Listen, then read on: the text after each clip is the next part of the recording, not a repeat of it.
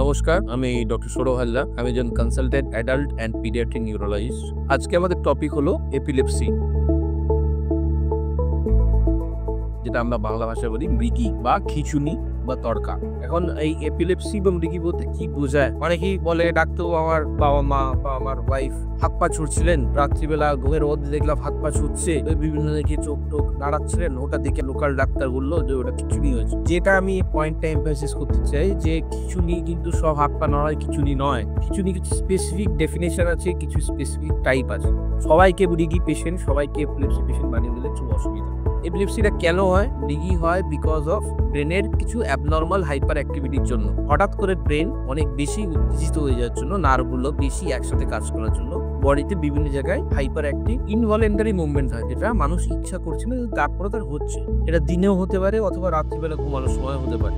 আমরা most common science যেগুলো দেখি, পেশেন্ট আসে, তারা বলে এরকম মৃগী হয়েছে, খিঁচুনি হয়েছে, খিঁচুনি হয়েছে। তো আমরা ডাক্তাররা যে কয়েকটা কোয়েশ্চেন করি, টাং বাইট আছে কিনা, জিভ কেটে গেছে কিনা, পেশেন্ট ওই সময় বেহোশ হয়েছিল কিনা, অথবা কোনো ইউরিন বা স্টুল বাস করে ফেলেছিল কিনা, অথবা কোনো শার্প অবজেক্টের পাশে পড়ে গিয়ে হাতে পায়ে কোনো ইঞ্জুরি হয়েছিল কিনা।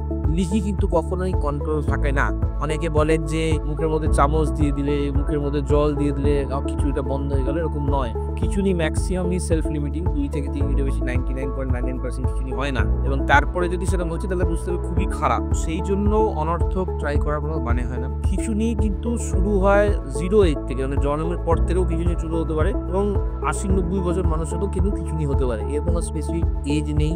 এর কারণ অনেক সময় পাওয়া যায় না। 60-70% কেসে এরা ইডিওপ্যাথিক থাকে। আমরা যত রকম যা ইনভেস্টিগেশন করি তারপরও কিছু পাওয়া যায় না।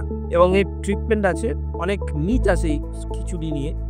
এটা বলা হয় যে খিচুড়ি খুব ছোঁয়াচে, মৃগী কারুর বলে তার সাথে বিয়ে দেওয়া যাবে না, তার এক থালায় খাওয়া যাবে না, এক বাড়িতে থাকা যাবে না। একদমই নয়, কখনোই এটা কোনোদিনও কোনো ছোঁয়াচে না। এটা কোনোদিনও কোনো ব্লাডের মাধ্যমে বা কাফের মাধ্যমে বডি থেকে অন্য বডিতে যায় না। এর পিছনে অনেক জেনেটিক ফ্যাক্টর থাকে ও অনেক কিছু ফ্যাক্টর থাকতে হয়। যেমন ধরুন ব্রেনের মধ্যে কোনো টিউমার হয়ে গেল বা কোনো গার্ড হয়ে গেল, তার জন্য খিচুনি হতে পারে। ইভেন সোডিয়াম পটাশিয়াম কমে গেলেও খিচুনি হতে পারে। ইভেন যদি পেশেন্টের মধ্যে কিডনি ফেলিয়ার থাকে, ইউরিয়া ক্রিয়েটিন বেশি হয়ে গেল, তার জন্য খিচুনি হতে পারে। সুগার কমে গিয়েও খিচুনির মতো হতে পারে, বা সুগার বেড়ে গিয়েও খিচুনির মতো হতে পারে। প্রথমে যেটা ডাক্তাররা ওরা দেখেন আদৌ এটা খিচুনি কিনা, তার পিছনে ডেফিনিট হিস্ট্রি লাগে। তো বেস্ট সেটা বোঝানোর উপায় হচ্ছে আপনারা যারা বাড়ির লোক তারা ভিডিও বানাবেন। আমি জানি ওই সময় মাথা ঠান্ডা রেখে ওই পেশেন্টের ভিডিও বানানো একটু মুশকিল। যদি কোনো পেশেন্টের খিচুনি দেখছেন, সঙ্গে সঙ্গে তাকে ধরুন, তাকে ধরে একটা সেফ প্লেসে শুইয়ে দিন এবং শোয়ানোর পরে একদিকে কাত করে দিন। কাত করার পরে তার গলার যে শার্ট বা বাটন, শার্টের বাটনটা লাগানো আছে ওটা খুলে দিন, বা যদি কোনো টাইট জামা কাপড় থাকে ওটা খুলে দিন। তার কারণ খিচুনির জন্য ওনার যদি এয়ারওয়ে কোনো ব্লক থাকে সেটা হবে না। এক পাশে শোয়ালে তার মধ্যে দিয়ে মুখ দিয়ে যে থুতু বা লালা বেরোচ্ছে ওটা এক সাইডে পড়ে যাবে, যাতে কোনো গলা ব্লক না হয়। এরপরে আপনি পেশেন্টটাকে কিছুক্ষণের মধ্যে নিয়ার বাই হসপিটালে নিয়ে যান। এটা আরেকটা পয়েন্ট, সব খিচুনি কিন্তু এরকম হাত পা টেনে গিয়ে, শরীর বেঁকে গিয়ে, চোখ দাঁড়িয়ে গিয়ে বা জিভ কাটবে, টয়লেট এরকম স্পেসিফিক কিছু নয়।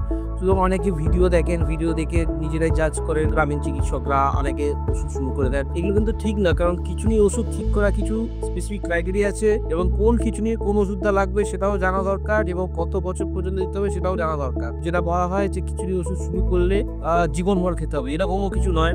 যদি কোনো কারণের জন্য হচ্ছে, সেই কারণটা ঠিক হয়ে গেলে তারপরে কিছু ওষুধ বন্ধ করা যায়। 2.5 থেকে 3 বছর পর্যন্ত কিছু ওষুধ খাওয়ার পরে একটা ওষুধ বন্ধ করার ট্রায়াল দেওয়া যেতে পারে। যদি সেই ট্রায়ালটা সাকসেসফুল হয় তাহলে ওষুধ বন্ধ হবে। যদি ওদের রিকারেন্স অফ সিজার হয় তাহলে খিচুনি ওষুধটা আবার বাড়ানো হবে। এবার কি ধরনের খিচুনি হতে পারে? একটা হচ্ছে অ্যাবসেন্স এপিলেপসি, যেটা বাচ্চাদের ক্ষেত্রে হয়।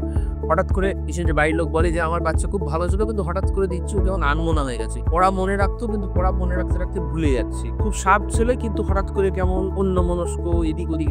এটা কিছু না, আপনি ডাক্তারের কাছে চেক করান, ওর হয়তো ইজি করে ধরা যাবে বা ওর ভিডিও রেকর্ডিং করে ধরা যাবে এটা অ্যাবসেন্স এপিলেপসি হচ্ছে। এছাড়া মায়োক্রনিক এপিলেপসি, এই ধরনের পেশেন্টদের ক্ষেত্রে একটা ঝটকা আছে। এই ঝটকার পিছনে অনেক কারণ থাকতে পারে। এটা ইউরেথ্রিন বেড়ে যাওয়া থেকে শুরু করে এসএসপি মতো জীবন হানিকর রোগও কিন্তু হতে পারে। তো মায়োক্রনিক এপিলেপসি একটা পার্ট। এছাড়া আরো অ্যাস্ট্যাটিক্স এপিলেপসি, আরো পেশেন্ট দাঁড়িয়ে ছিল হঠাৎ করে পড়ে গেল। সব এপিলেপসি কিন্তু একই ধরনের হয় না, তার জন্য ভিডিও রেকর্ডিংটা খুব মাস্ট। আর নিয়ার বাই ডক্টরের কাছে পরামর্শ করিয়ে ট্রিটমেন্ট করাটা ম্যান্ডেটরি। আমাদের দেশে তথা সারা বিশ্বে 65 মিলিয়ন লোকেরও বেশি খিচুনি বা মৃগী রোগী আছে। তারা তো সবাই ট্রিটমেন্ট হচ্ছে এবং অনেকেই তো খারাপ নেই, যারা প্রপারলি ট্রিটমেন্ট করান তারা ভালোই থাকেন।